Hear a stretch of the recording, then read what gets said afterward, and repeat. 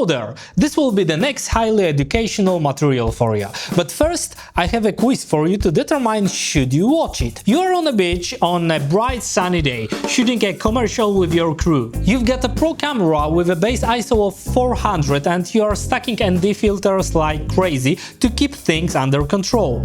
Suddenly, your camera operator cranks the ISO from 400 to 3200. You A. Give him a raise. B.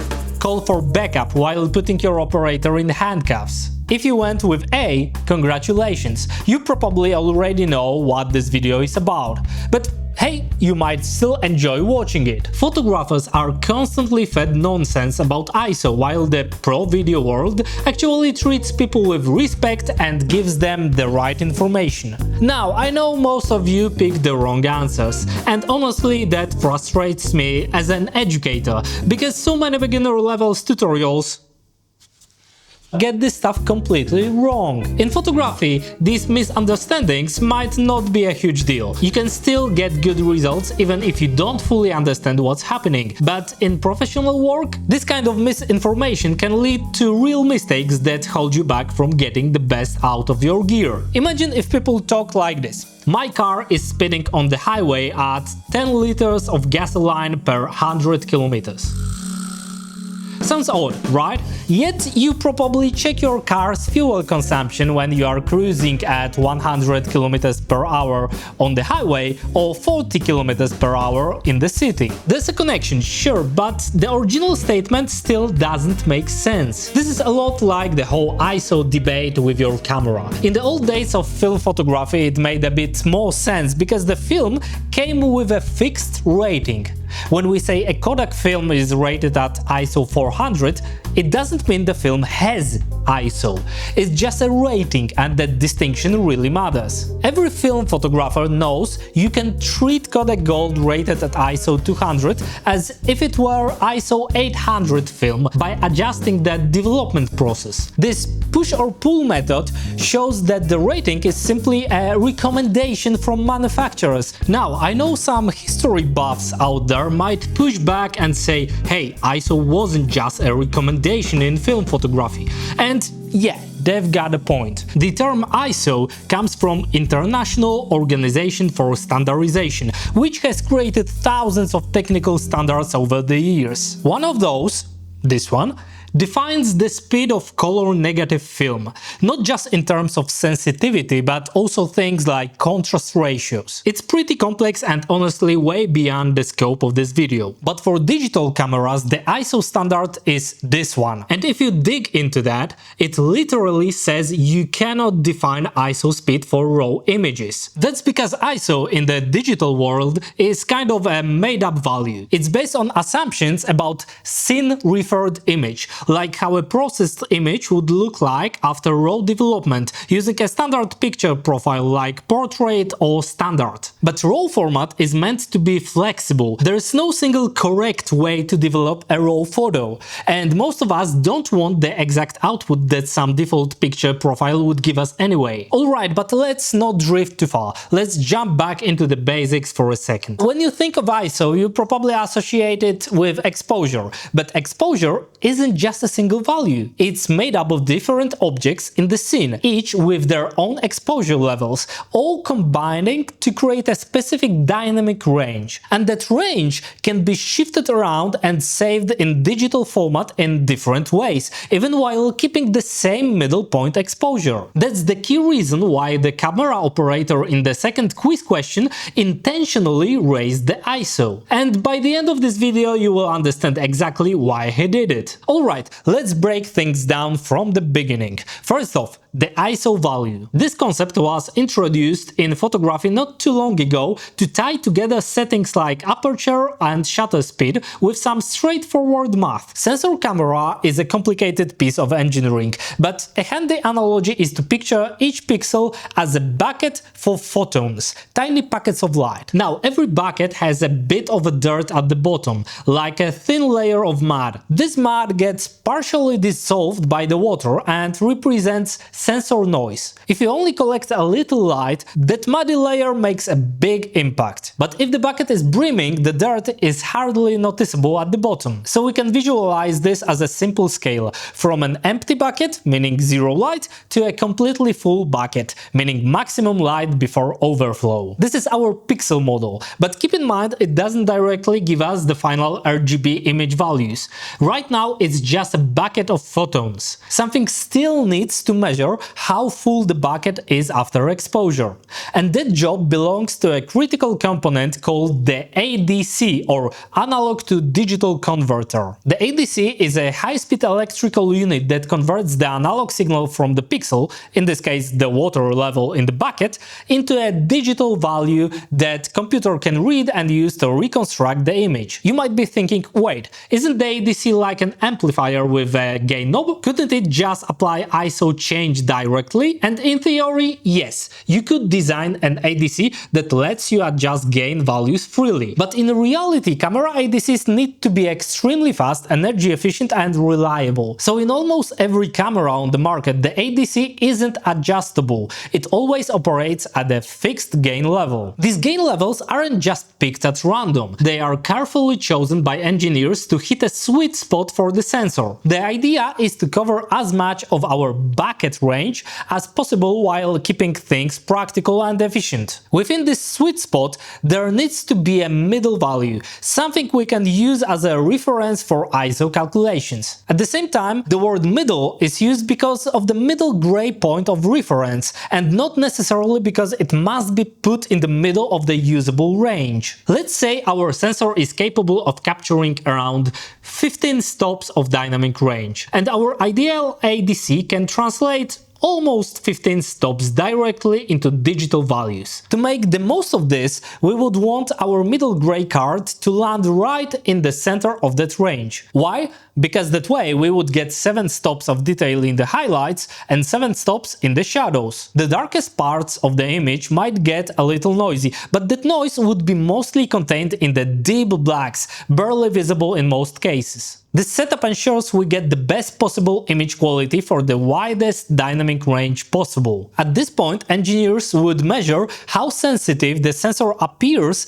at this optimal dynamic range and middle gray reference point, and they define that as the base ISO. So keep this in mind, base ISO isn't some magic true sensitivity of a sensor itself. It's just a carefully selected point where the camera performs at its best. It's like a manufacturer saying, at this ISO you will get the cleanest, most balanced image. Let's assume our base ISO is 100. So what actually changes while changing ISO setting in our cameras? Like I mentioned earlier, the dynamic range and the way the ADC processes information are hardwired in the camera's electronics. Every shot you take, no matter the settings, is being digitized within the same fixed range. That's why some people say that every image is technically taken at base ISO. Of course, it's not about ISO 100 itself being special.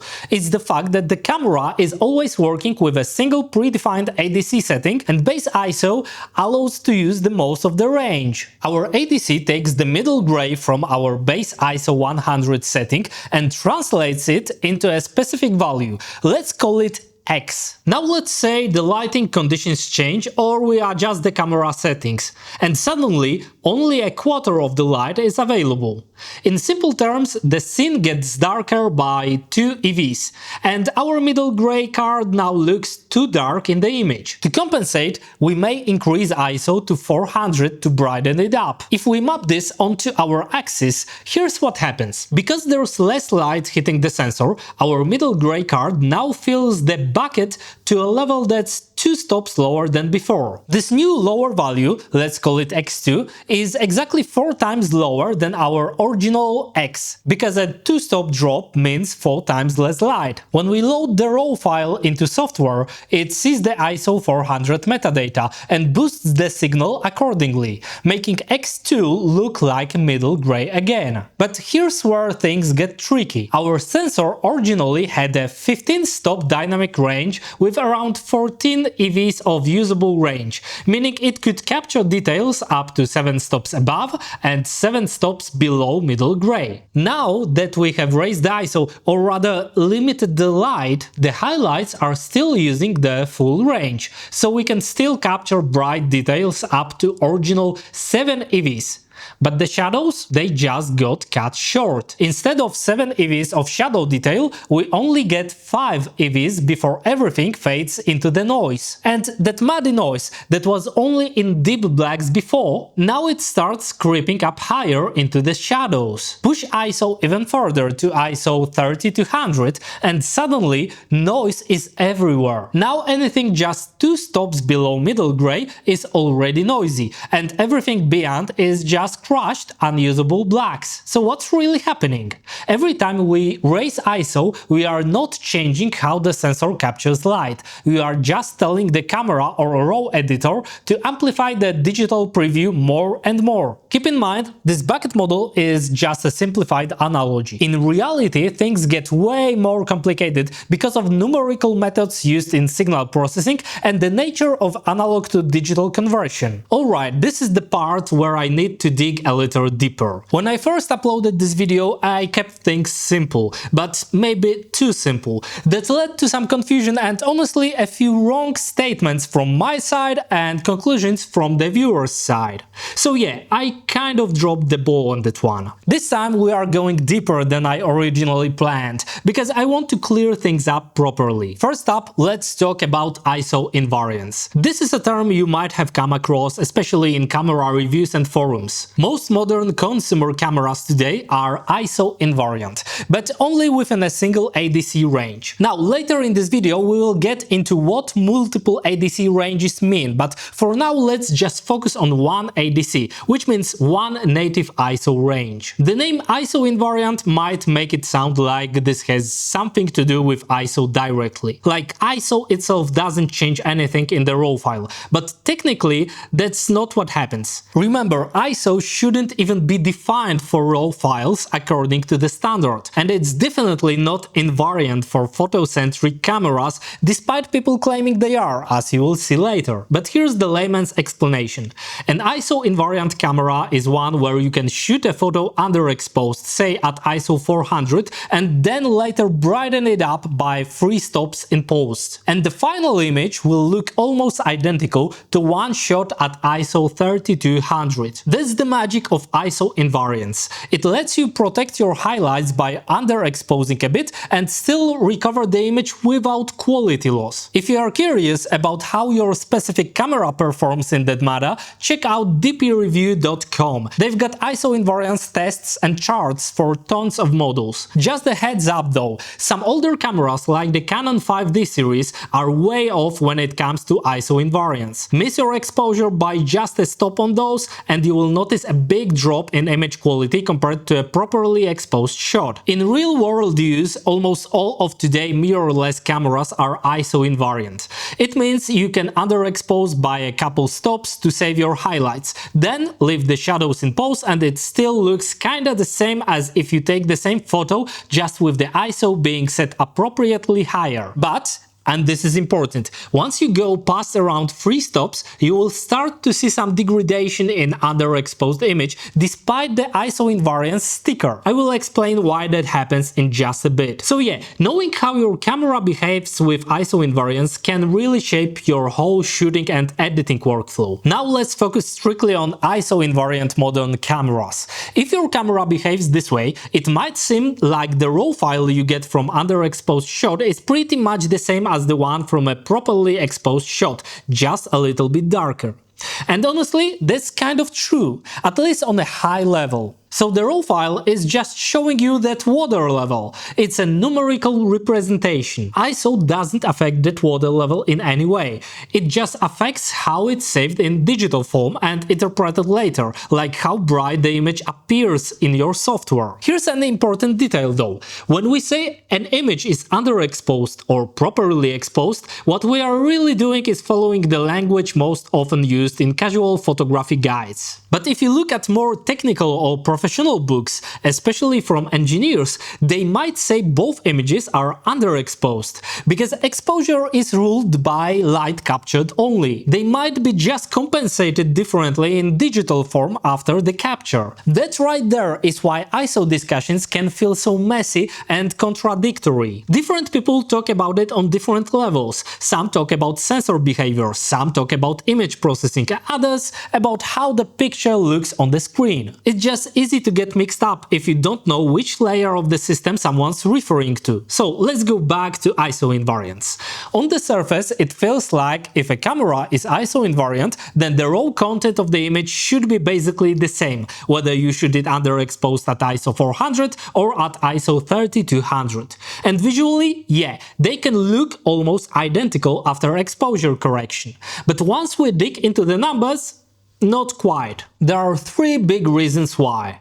First, and this one's huge, it's all about numerical density. Most modern cameras use a 14-bit analog to digital converter, or ADC. What that means is the light hitting your sensor gets translated into a value between 0 and around 16,000. Sounds like a lot, right? But the scale is linear, while our exposure scale, measured in EVs, is not. Each additional EV doubles the light, so the values used to represent highlights get way more of that 16,000 range than the values used for shadows. If we break it down, the top EV might use thousands of values, but by the time you get down to -6 EVs, you are working with just a handful. That's where you get banding, muddy colors and quantization noise, just because there aren't enough numbers to describe subtle changes in tone. As technology improves and we get more bit depth, this issue will slowly fade out. But with current technology and 14-bit processing,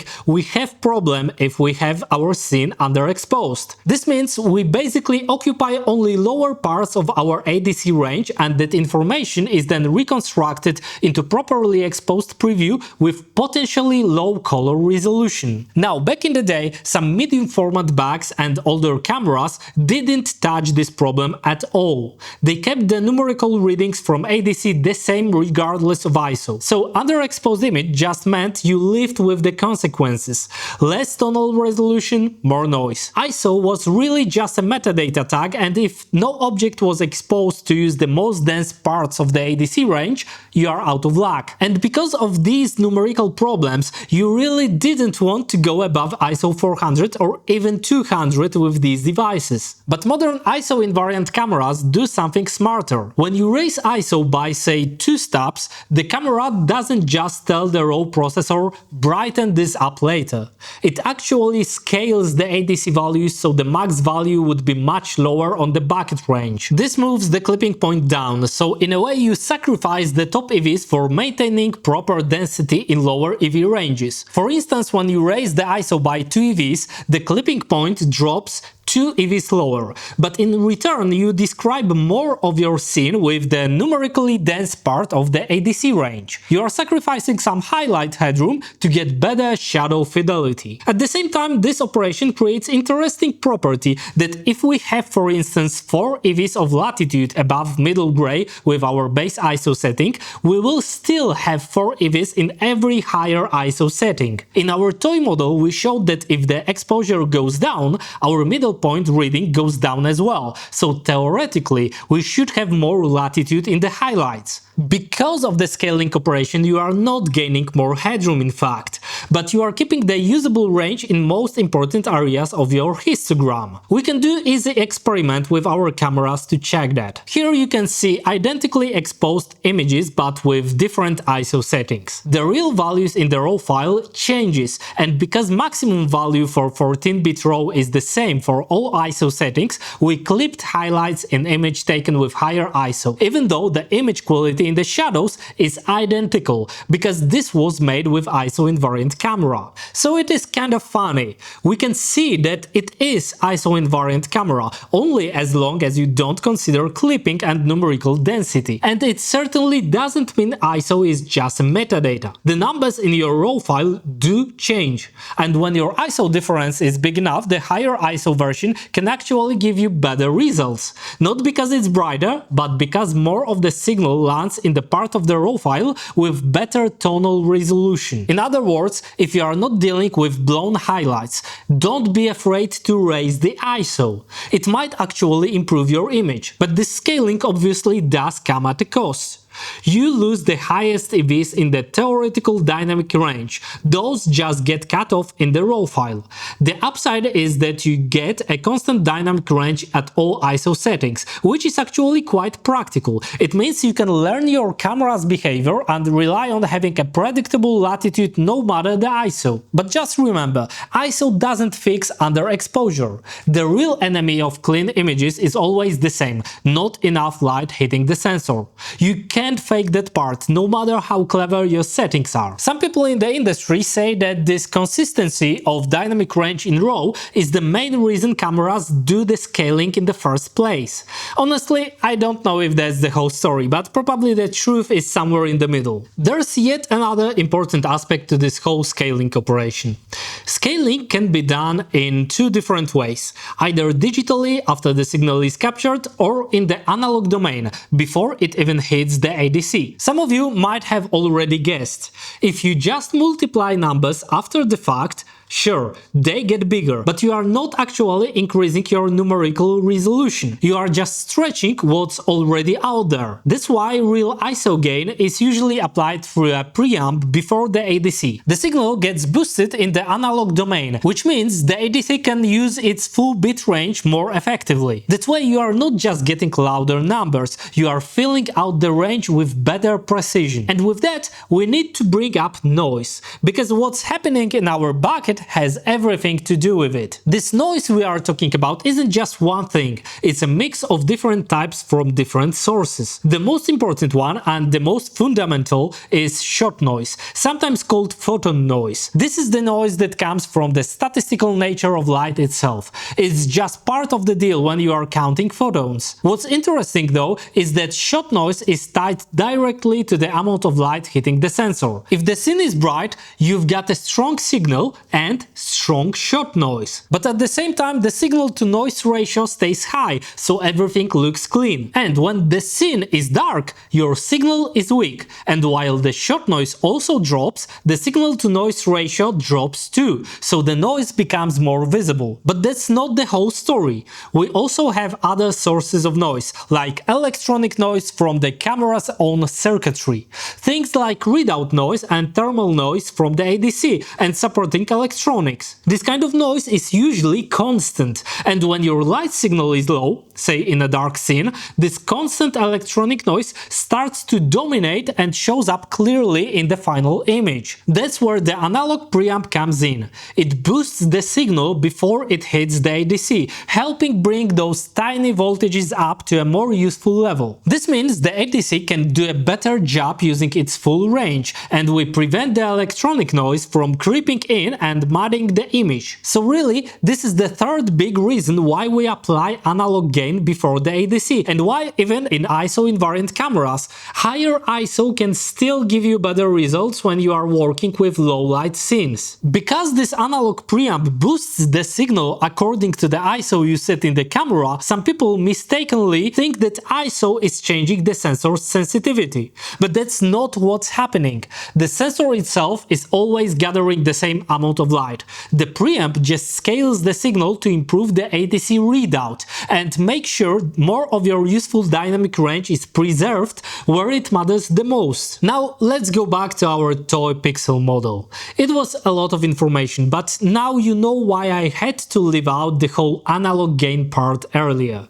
It's just way too complicated to explain all at once without completely overwhelming the viewer. But now that we've peeled back the layers, it hopefully will make a lot more sense. You don't always have to assume that you get 6 EVs above and 6 EVs below middle gray. Different data formats handles this differently, and that's exactly what happens in video cameras. Unlike in photography, where manufacturers almost never provide detailed dynamic range breakdowns, the video world lays it all out, often right on the first page of the manual. Take Blackmagic's sensor design as an example. This sensor has dual ISO, meaning it has 2 separate ADC circuits, circuits, each optimized for a different ISO range. Depending on which ISO range you are in, the camera switches between these circuits. Additionally, total dynamic range remains nearly the same across different ISOs. Instead of simply cutting off shadows details when raising ISO, the middle gray point shifts down, reallocating more of the range to highlights while maintaining the same overall usable range. At the same time, at the camera's base ISO we don't have 50-50 split. You have more detail in the shadows. That's because human vision is naturally more sensitive to shadow details. It's an evolutionary trait that helps us detect threats in the dark. Plus, in cinema, a lot of scenes take place in dimly lit environments where we still need well-defined details in the shadows. But in bright, high-contrast scenes, shifting the dynamic range toward the highlights makes more sense. Now let's go back to our example in the quiz. The camera operator on the beach. Why would they increase the ISO when filming in bright sunlight, even though it means adding more ND filters? Because they need to prioritize highlight detail. On a sunny beach, most of the scene is in the highlights. Bright sand, sky, reflections of the water. Even the shadows have a tone of fill light bouncing around, meaning there are almost no deep blacks in the scene. The operator knows he doesn't need high dynamic resolution in the shadows, but they do need as much highlight detail as possible. By increasing ISO, they shift more of the camera's dynamic range into the highlights, preserving crucial details and preventing overexposure in the brightest areas. This part of the video stirred up a bit of debate last time, so let me clarify a few things. I am not saying you should walk onto a sunny beach and immediately crank your ISO to 1000 on a Blackmagic camera. How you expose your image is totally up to you. It's part of your workflow and every shooter has their own approach. But even if you start at a low ISO like 400 because you have heard that it's the base ISO and it gives you the best quality, I would bet that sooner or later you will still end up pushing it higher. Let's say you are using a Blackmagic camera on a beach on a sunny day. You set ISO to 400. You pick a reasonable aperture and shutter for good viewing conditions and boom, your zebras are lighting up with clipped highlights. Following the standard ETTR method, you would normally want to lower your exposure to preserve those highlights. So you dial the ISO down to 100 and nothing changes. The clipping point stays exactly the same. Now, that's not how most photo cameras work. In typical hybrid cameras, changing ISO shifts the raw scaling, which does affect the clipping point. But Blackmagic's B-roll is a compressed, non-linear format where the clipping point doesn't change within the same ADC range, regardless of ISO setting. And you can actually see that clearly in the dynamic range charts. So what does that mean for your workflow? Well, if changing ISO doesn't help you save highlights, then you need to reduce the amount of light hitting the sensor, using shutter speed, aperture or ND filters. You will do that to protect your highlights, but now your image preview is probably way too dark. And here's where things flip compared to a typical photocentric camera. On something like a Blackmagic, there's no penalty for raising ISO to bring the preview brightness back up. Since ISO doesn't lower the clipping point, you can go all the way up to ISO 1000 and your highlights will still be safe. Just like if you had started at ISO 1000 and adjusted your light intake accordingly from the start. Whether you start from ISO 100 or 1000, you still need to maximize the light you capture while staying just short of clipping. Even with such advanced format like B-roll, that balance is what it all comes down to. So alright, back to our chart. This works the other way around too. In every dark environments where your exposure is already extremely low, you want to maximize detail in the shadows. So instead of increasing ISO, you actually lower it to push more dynamic range into the darker areas. Again, a quick disclaimer. This doesn't mean you should use ISO 100 in low light situations. What it does mean is that starting with the lowest ISO gives you a clear reference point for exposure, so you can figure out how much additional light you need to capture in order to maximize your shadow latitude. If you have already captured all the light you can without compromising other aspects of the image, then it's time to bump up the ISO. At the end of the day, ISO in B-RAW format is something you can literally change in post. This is different from photocentric cameras, where changing the ISO does affect the raw data itself, as we have talked before. Professional cinema cameras have had dual ISO circuits for years. It's not a new concept, but it's only recently started appearing in consumer cameras, mainly because it's expensive to implement. So what's actually happening with dual ISO? The second or even third ISO range provided by the additional ADC circuits taps into the lower end of the sensor's theoretical light-absorbing capabilities. This means engineers can design sensors with deeper photon buckets, while still making full use of the massive dynamic range they can capture. When we talk about dual-gain ADCs, we often refer to them as low-gain stage and high-gain stage. The high-gain ADC uses higher levels of preamplification to scale up the raw values as ISO increases. Some of the latest sensors now feature even 3 ADC ranges or gain stages. Keep in mind that ISO invariance usually applies to just one ADC range at a time. If you mix raw files from different gain stages, you won't have the same image quality when equalizing their brightness. But why not just build a single, super high quality ADC instead of multiple ones? It comes down to cost, efficiency and speed. A higher bit ADC that can handle extreme dynamic range would need more data bandwidth, run hotter, be more expensive and slow down readout speeds. Instead, using multiple small ADCs and switching between them depending on ISO is a great middle ground. It balances performance, cost and efficiency. These ADCs can sometimes work together. This technique, often called dynamic range boost, is found in cameras like Lumix series. In specific settings, the camera can merge readouts from 2 ADCs, effectively increasing dynamic range at the cost of readout speed and power consumption. Near the end, I want to underline a few important points. Everything we have discussed here primarily affects RAW formats. Highly compressed non-RAW formats only take a subset of the information from the RAW readings and compress it. The fraction of the data used, its density and how it's compressed are often tied to the target brightness levels of the image. This is why ISO plays a big role in compressed formats. And this is especially true in the video world, where lossy compressed formats are widely used. On the other hand, RAW image formats are the standard for anyone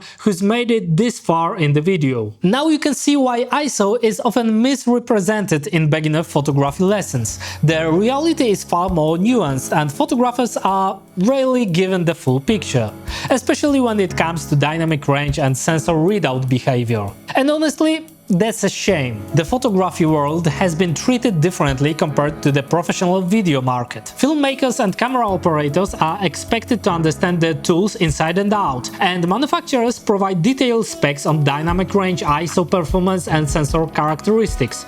But in photography, that information is often buried, oversimplified or just ignored. It's almost like photographers are assumed to be dumber part of visual arts, which is completely unfair. If anything, understanding how ISO actually works can help you take control of your exposure and get the best possible image. So next time someone tells you higher ISO makes your sensor more sensitive to light, now you will know better. See you again in the next video, where I will talk about exposure and how to do it right.